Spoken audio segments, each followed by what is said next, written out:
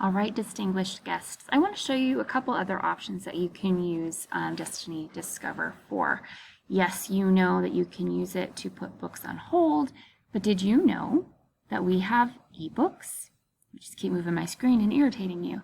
When you sign on to Destiny Discover, remember I went over here, I clicked login, I put in my student ID number without the GP, and then my password of book, BOOK, and then this popped up for me.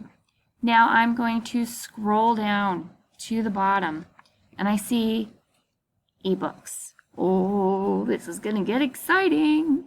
If you click see all, you're going to see all of the ebooks we have available for you to check out.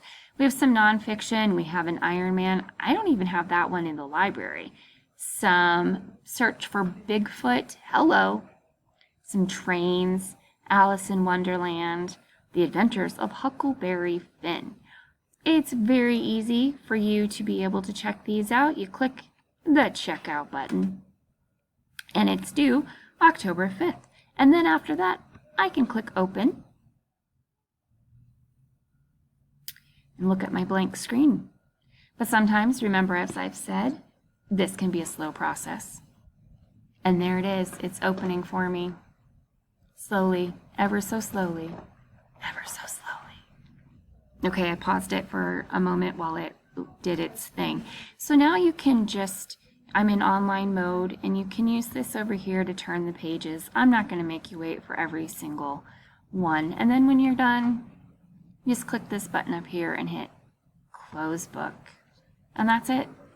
When you're done with it, you hit return, and that's it. But look there's just so many different options that we have in this online. And it's straight through Destiny Discover. You don't need a different app. You don't need anything different. You can just do it right here. The Hound of Baskerville. Excellent. Excellent. As always, if you have any questions, send me an email. Otherwise, have a wonderful day.